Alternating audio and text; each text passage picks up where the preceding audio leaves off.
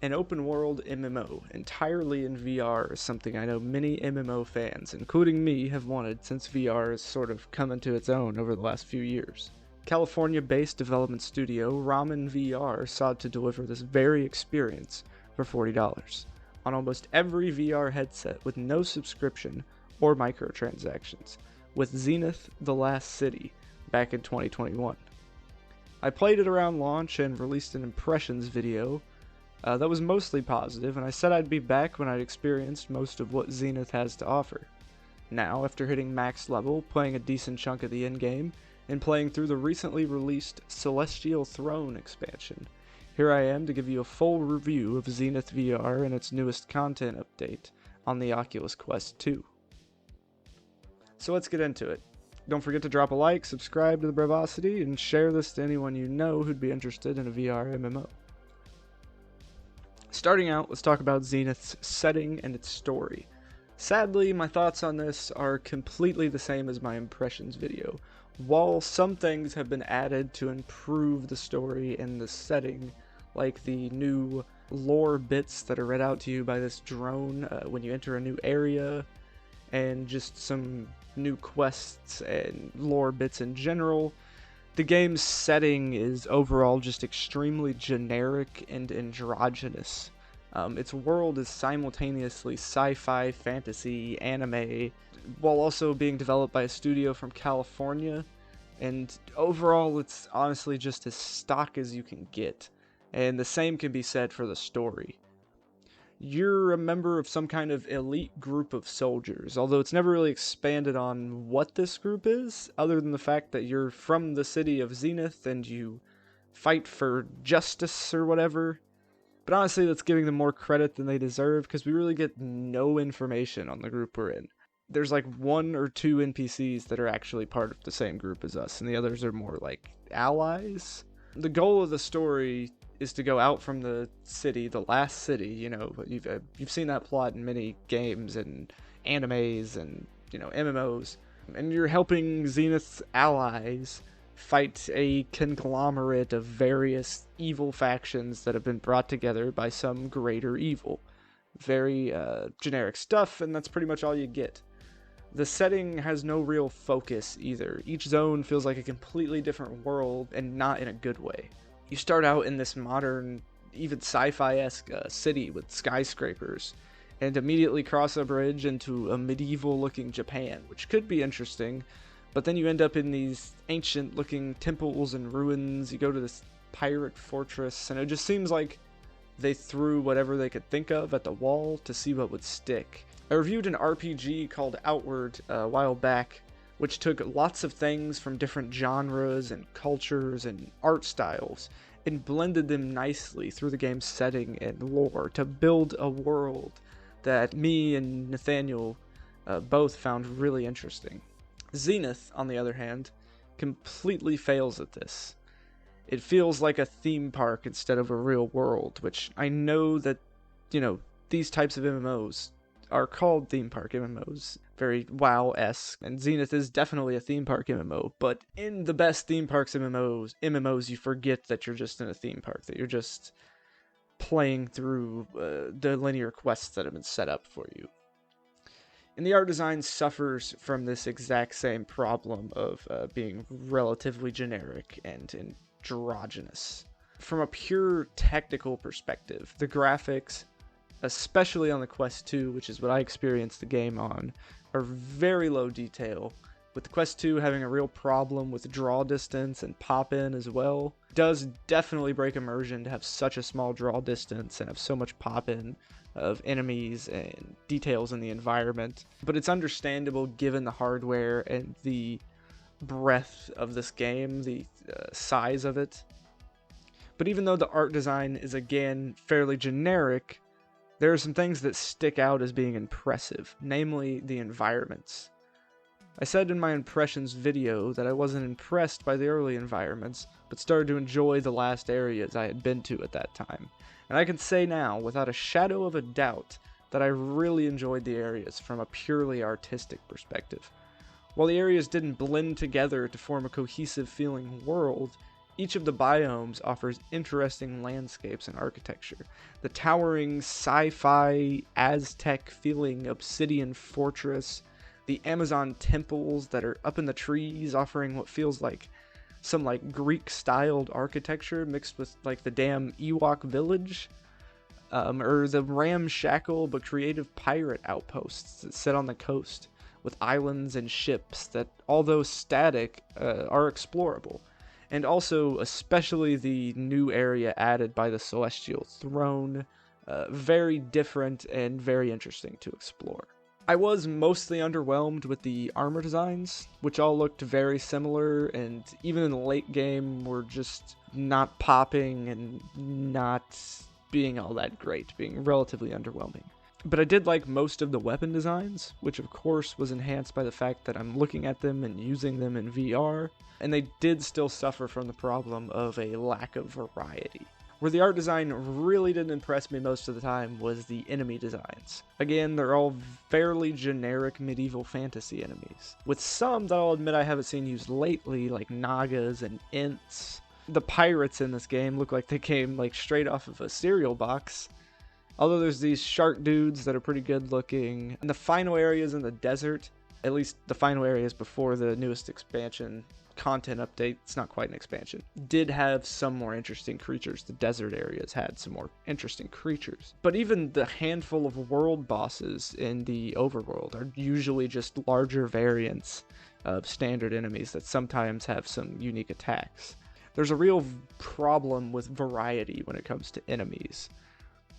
To add to that, there's only a handful of NPCs in the world, and following the pattern once more, they are very generic, like reboot of a Cartoon Network cartoon generic. But I will say, the endgame boss, and the bosses added by the Celestial Throne expansion, I very much enjoyed the design of, and they are very creative. A lot of the stuff they've added, and a lot of the stuff towards the end of the game, is just really good compared to the beginning of it, and I hope people can make it to that point, because the second half, even more like the last third of this game, is a lot more impressive than the first half. Since I'm talking about the bosses, and that about wraps up my thoughts on the visuals, it's time to talk about the meat of this game, the combat and the leveling system.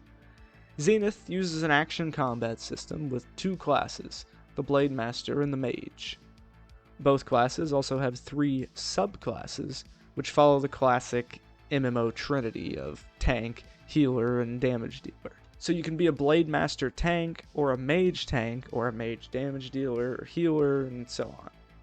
2 classes isn't a lot for launch of a new MMO, but with the 3 subclasses each, and the fact that this is a $40 buy-to-play game on VR, which I think is important to keep in mind everything I talk about and all the negatives. This is a $40 buy-to-play game in VR with no subscription, no microtransactions currently. So I think the 2 classes with the 3 subclasses each isn't that bad. It's pretty good for what you're paying for. It offers a decent amount of variety, and both classes have distinctly different combat styles as well as methods of control, which is the interesting thing that comes from VR.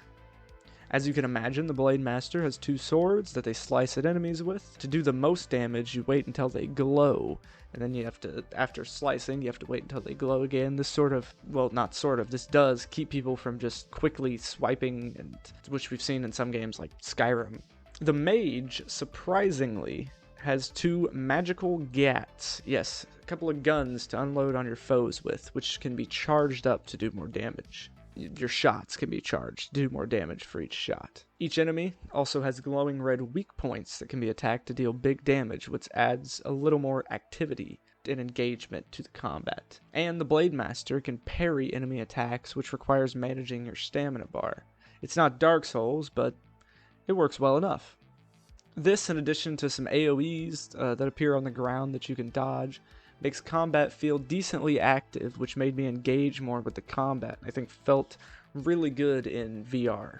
The enemy designs, on the other hand, for the most part, are not very engaging. Mechanically, there isn't much to them.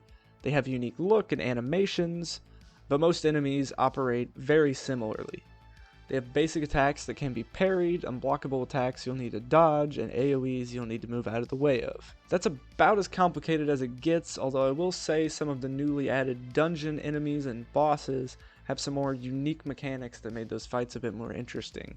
And overall, even like I talked about in the art design, the combat in the endgame with the Celestial Throne expansion does start to get a lot better. It does seem like they've figured out what makes the combat fun and how to design enemies that are fun to fight and interesting to fight. In addition to the basic attacks that both classes have, they have a handful of unlockable abilities called Godstones. They take mana to use and are triggered in various ways distinct for each class. The Blade Master can activate his abilities by striking vertically or horizontally 3 times respectively, with vertically and horizontally both having unique abilities. And you can do the same thing, but instead of slashing 3 times, you're holding the trigger to do a horizontal heavy attack or a vertical heavy attack, which have unique abilities as well. And you can even throw your blade into the ground to make an AoE surrounding it. It's a lot of fun. And it's very active combat system. At least active for an MMO. I mean, for a VR game, it's relatively on brand. The mage has a number of different hand gestures and button combinations that can be used to cast spells. This is a really cool way of activating your abilities, and it makes you feel like you're really casting these spells instead of just, hitting a button. Each class has around 5 ability slots, with each having a unique method of activating the ability, like we talked about. Most slots have 2 different Godstones you get to choose from. This, in tandem with the classes and the subclasses, does make for a decent amount of variability when it comes to making character builds, and it allows you to feel relatively distinct from your peers, making unique characters, at least somewhat unique. I'll also say that all the subclasses feel viable, even in the endgame, although some, namely the mage tank, are definitely overpowered. Each role feels distinct though. If you're playing a damage dealer, you have some self-heals, but you'll notice a large difference if you have a dedicated healer or tank to keep the enemies off you. And this goes for the other roles as well. As a healer or a tank, you'll notice the enemies go down a lot quicker when you've got a damage dealer with you, unless you're a mage tank. I'd say each role feels necessary, especially for group content. Now moving back to our abilities, aka these Godstones, an interesting thing about the Godstones is that while you unlock each ability by hitting certain levels, fairly standard for an MMO, once the Godstone is unlocked, enemies will drop different variations that have different power levels as well as unique perks. It uses your standard colored rarity system, with grays being common, green being uncommon, blue being rare, and so on and so forth. Then you can use a special kind of XP to level up each of your Godstones, and the more rare ones having a higher max level, as well as more and better perks. The system is actually really interesting, and it avoids becoming too much of a grind in my experience. It allows for further augmentation of your abilities and a nice little power curve. In addition to the Godstones, you have an equipment system that works in a very similar way. You have 5 armor slots and 2 weapons. You also have an equipment system that works in a very similar way. You have 5 armor slots and 2 weapons, although you won't find many masks or helmets until you get towards the end game, as most of them, I think all of them, were added with the newest content update, the Celestial Throne. The weapons and armor use the same colored rarity system as the Godstones, and each have a level that corresponds with your character level.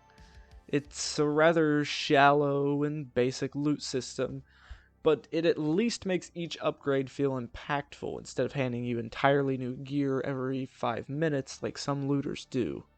This also makes upgrading your gear feel useful even before you hit max level, which is something most MMOs can't say.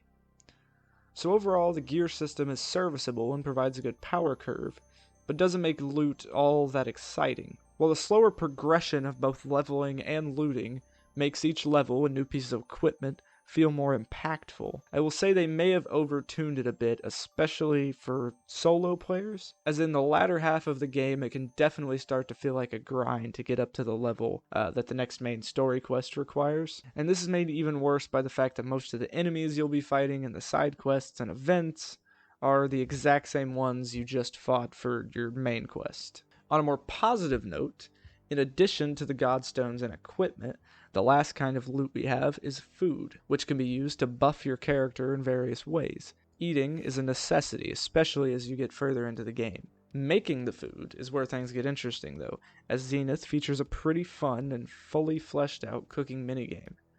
It's very simple, but it can be a pretty fun time, cooking up your food and to use on your next quest. I like the idea of interactive life skills in an MMO, especially in VR.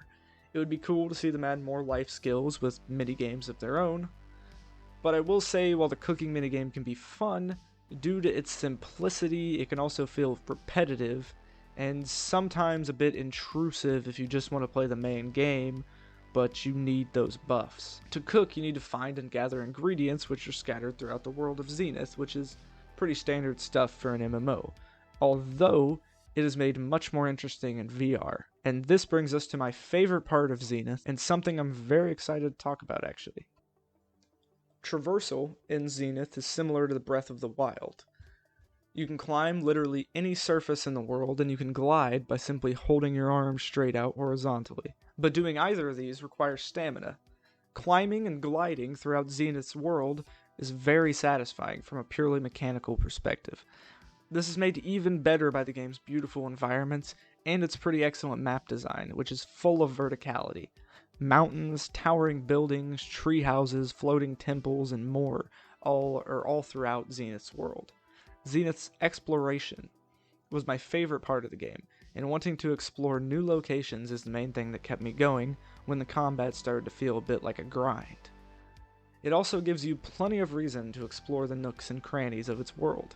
There's traversal quests that have you finding various items, levers, buttons, computers, and things put in hard-to-reach locations. Hidden chests filled with money and various loot, and most importantly, Amara's tears, which you need to find a certain amount of to increase your max stamina, starting at 10, then 15, then 20 tears, and so on. You'll find these tears in each location in the each zone in the game. The tears are a great idea because it rewards your exploration by increasing your ability to traverse the world. Without these traversal and exploration quests, as well as the cooking quests to break up the main quest line would have been a drag, to be honest. Almost every other quest is just killing a certain number of enemies. This goes for the side quests as well, and sadly, the same could be said for the public events. I know this is an MMO, but most of the events are just killing waves of enemies, and then there's a few world bosses which are more fun, I will say. In the case of the big in-game events, you get both killing waves and world bosses. There's other events that have you like activating different items, but it just has you like holding your hand over them or hitting a button. The design just really isn't all that impressive, but luckily, like I said earlier, the combat is pretty fun overall, so it helps from keeping these quests and events from feeling boring, even though it doesn't feel like there was much effort put into designing diverse and interesting quests and events. Now don't get me wrong, the events can be a lot of fun if you have a group or get to meet up with some randos, but usually all but the first and final areas are very barren when it comes to other players, sadly. This brings us to the social aspect of this MMO, one of the most important parts of an MMO. I praised the lack of text chat in my Impressions video because I said I'd talk to more people with Vicinity voice chat than any other MMO, and while I do enjoy the increased use of Vicinity voice chat, I was very, very wrong, because the lack of text chat is a massive detriment to the social aspect of Zenith. What this means is that it's very difficult to get back in touch with random people you meet in the world. You can add them to your friends list or your guild, but you can only be in one guild, and within the game, the only way of contacting them is to invite them to a party. This is problematic because they may already be in a party, they could be on another server, or they just might not remember you. But if, you had text chat and you could send a message, they might. They're guilds, but all they are is a list of people in a group. You can only be in one guild, like I said, and they don't offer anything but this list of people. No guild halls, or guild traders, or achievements, or any real benefits for being in a guild, other than having a nice group of people to play with, which is definitely the main benefit and the main point of having guilds in an MMO. But it's nice to have other things, which most MMOs do, but again, it's understandable. This is a relatively cheap MMO and one of the first VR MMOs. But also, with the lack of text chat, even trying to communicate with guild members in-game can be difficult. So expect to end up using third-party apps like Discord or Band to keep in touch with your guildmates. Thankfully, one more thing that was added with the Celestial Throne was matchmaking, but sadly you won't be able to make much use of this matchmaking until you get towards the end game, as it's only used for the dungeons and raids. And that'll bring us to the end game. Let's talk about Zenith's endgame, including one thing I'm very excited to talk about, which is the Celestial Throne expansion, or content patch, the newest free content update. The endgame used to consist entirely of playing this world boss event chain, which is multiple events, which as you complete one event, you go to the next event, and then the next event, and it would end in this large world boss. And it was pretty fun, but that was the entire endgame. Play that over and over again, get new loot, or play that over and over again to get new loot. And almost everyone on the server was going to be there anyway, so you didn't really need to form a group. And it usually wasn't very difficult, unless you purposefully went to a less populated server to add that challenge. This being the only endgame, plus the shallow loot system, made the endgame boring and repetitive, causing many players to put the game down once they played the event a few times. But thankfully, the Celestial Throne changed all that. We saw sizable additions to Zenith's endgame, in the form of 3 4-person dungeons, 3 8-man raids, as well as new loot, and a handful of quests around the world, and an entire new quest line and questing area. The dungeons and raids are both absolutely awesome, as well as the new questing area, and it's all such a massive step up compared to the rest of the game in regards to level design, encounter design, and enemy designs, and even outdoing the game's already stellar art design. I think part of this is because they're instanced, allowing them to be more focused and curated, but it's clear that the developers have just learned a lot as well since creating this game. The dungeons have 3 different difficulties you can play through, and the raids have 2 different difficulties. The dungeons are mainly just curated combat encounters that require a lot more teamwork than the base game's events. And the raids offer this, but also have environmental and traversal puzzles to solve. Both the raids and the dungeons are fantastic to play through a few times, although because of how shallow I find the loot system, I don't find myself wanting to play them over and over again like some MMOs. I don't find myself wanting to grind to be able to complete them on like the highest difficulties, but that's fine. The experiences I got from playing through each of them just a few times was absolutely amazing. And now what I will say is if Zenith wasn't in VR, these dungeons and raids would be considered mediocre at best, and a lot of this game would be, I think. But thanks to the fact that Zenith is entirely in VR, it elevates them and most of the game into one of the most fun experiences I've ever had in an MMO. While only having 8 players, because you're in VR, the raids feel epic and massive.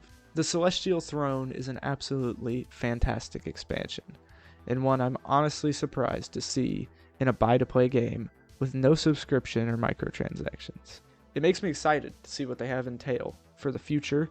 It makes me a lot more confident that they can deliver sizable content updates somewhat quickly, and hopefully can keep their player base engaged. The only thing I know for sure that is coming is a new class, the Cyber Ninja, which I'm not sure, don't quote me on this, but I assume it's going to have like 1 sword and 1 gun. But hopefully it actually has some more unique mechanics and unique abilities. And I believe they've said that player housing is going to be coming, which I would be pretty excited to see. What I think Zenith needs to add is content for newer players, though, if they want to keep people coming in. And obviously they need more in-game content to keep people playing, but their money is coming from new purchases of the game. So getting new players is very important. Hopefully the new class will get more people playing and more older players in the early areas. But what else I'd like to see is dungeons that are available at low levels.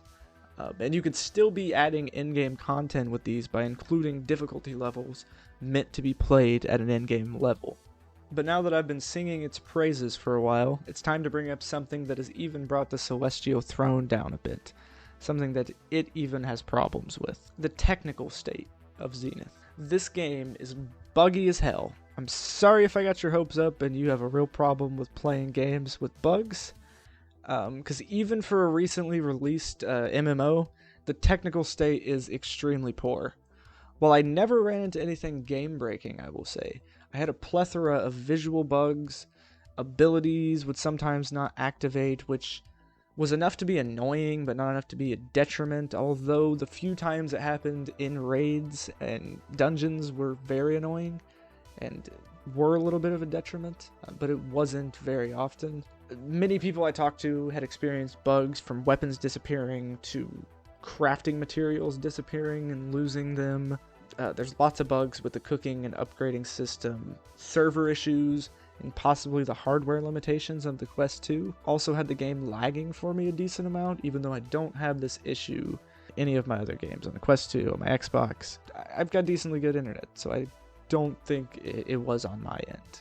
And I've heard a lot of people I've played with on there talk about lag issues as well. One of the worst bugs, though, was with quest markers, where even though I had completed quests, the markers were still on my map, and then sometimes my quest markers just wouldn't appear on the map. All the time, I had these problems with quest markers. It was very difficult to find where I needed to go most of the time, and that makes me worried for new players and seeing them be able to continue to play the game. And there's also many places you can easily go out of bounds and fall through the map. Like, yes, there's tons of places you can use sort of exploits with the flying and climbing system to get out of the map, which isn't a huge deal, but there's way too many areas that you can easily wander into places that have you end up going out of bounds. The technical state is a real problem.